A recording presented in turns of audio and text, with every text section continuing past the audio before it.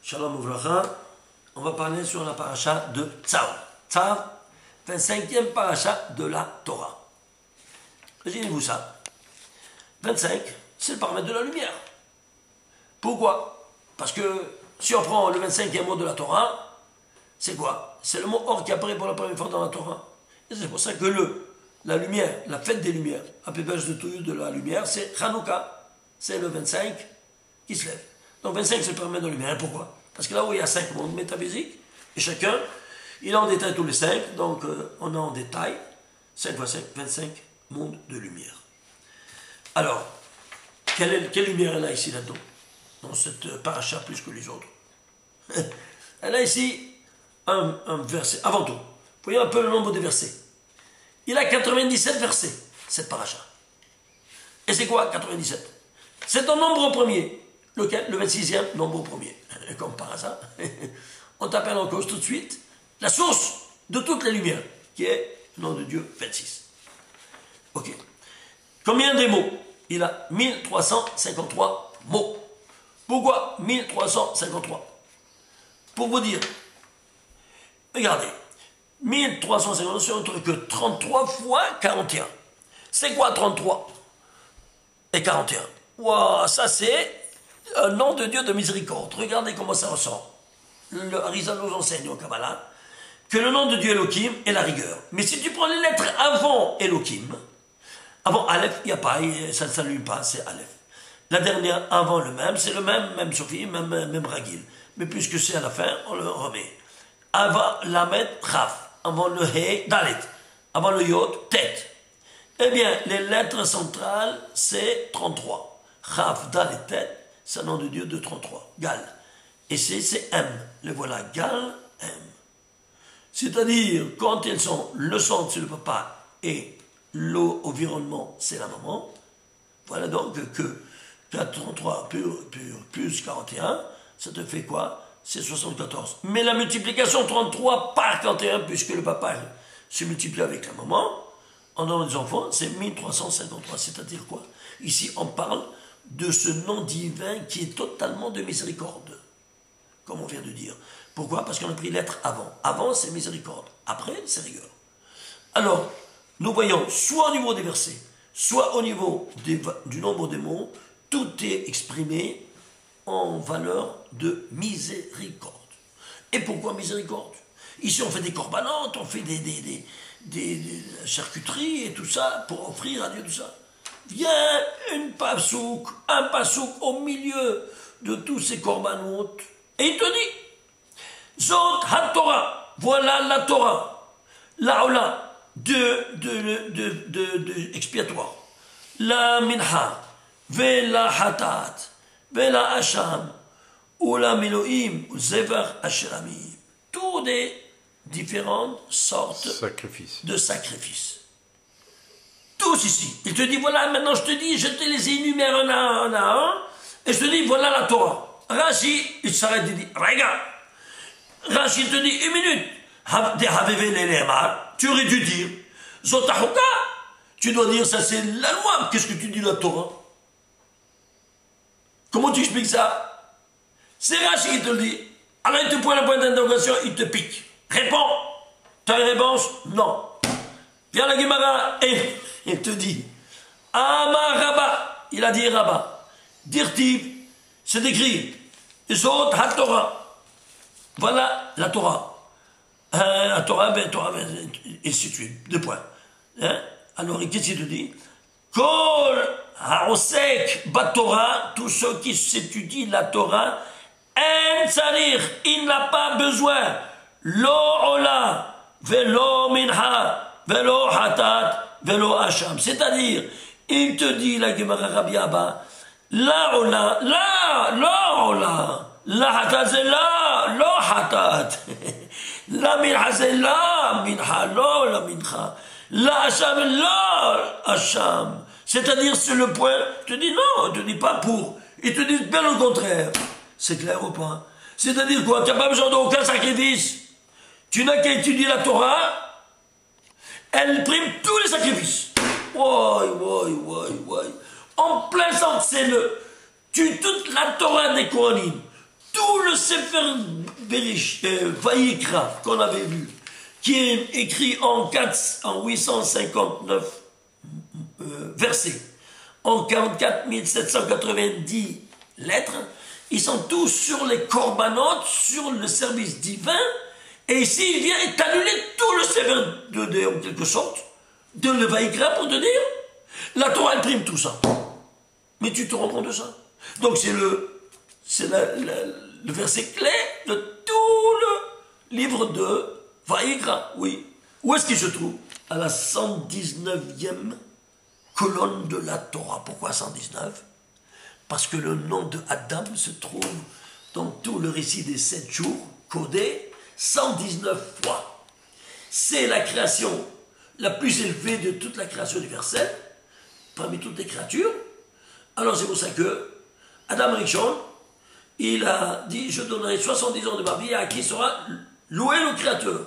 Vient David Amelech, il prend 70 ans, et qu'est-ce qu'il fait? Eh bien, il va écrire Sefer Tehillim. Quel est le Sefer de Tehillim? Eh bien, le Sefer, le Perek, le chapitre le plus grand, 119e.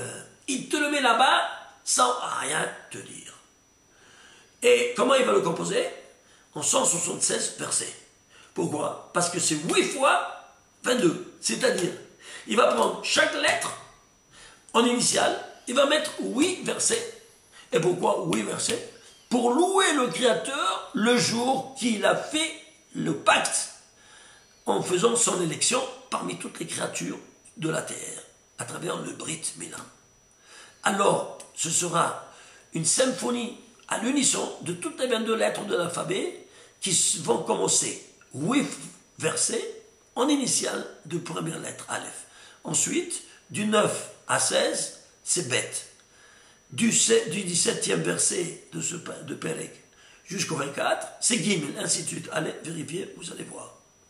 Donc, ceci étant dit, c'est quoi? C'est un concert de toutes ces 22 lettres de l'alphabet qui vont louer le Créateur pour ce jour qu'il a été élu. À faire part du Brit éternel avec son Créateur.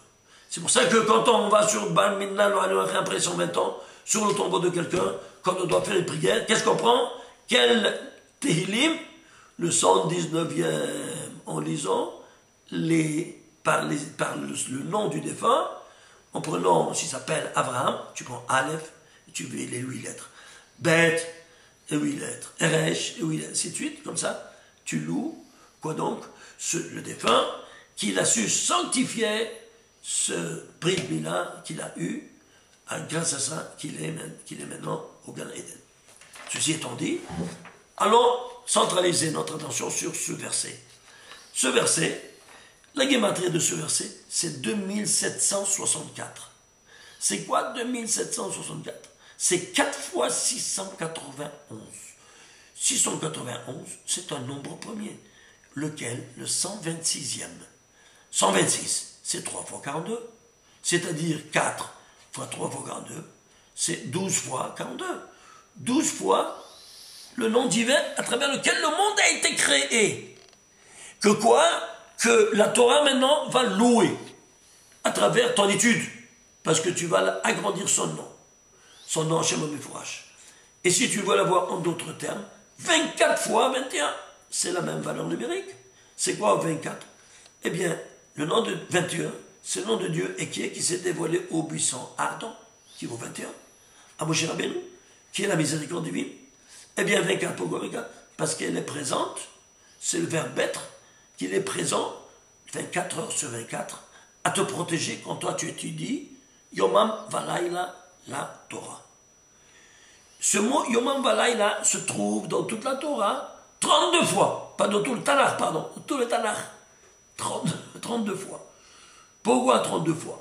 Parce que c'est 16 plus 16, c'est quoi 16? On avait déjà vu, on a déjà parlé, comment le 16, ça démontre que c'est le harabosh, l'épée avec laquelle il tranche pour notre bien. Autre donnée, quel verset c'est de la Torah?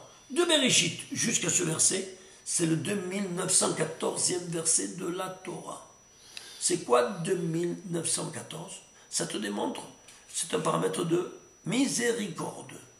Tout qu'on a vu toutes les miséricordes, au travers le nombre de mots, à travers le nombre de versets, toutes les miséricordes, quand tu te mets au service divin, même l'emplacement de cette étude de la Torah, qui prime tous les sacrifices, il se trouve au 2914e verset qui n'est autre que 2 fois 31 par 47. 47 c'est quoi? Ben, c'est le nom de la miséricorde qui est marqué, interne et externe, et qui est, c'est la lumière environnante qui s'est dévoilée au buisson ardent à Moshe Rabbeinu. Donc elle environnait le buisson ardent. 26 plus 21 c'est 47.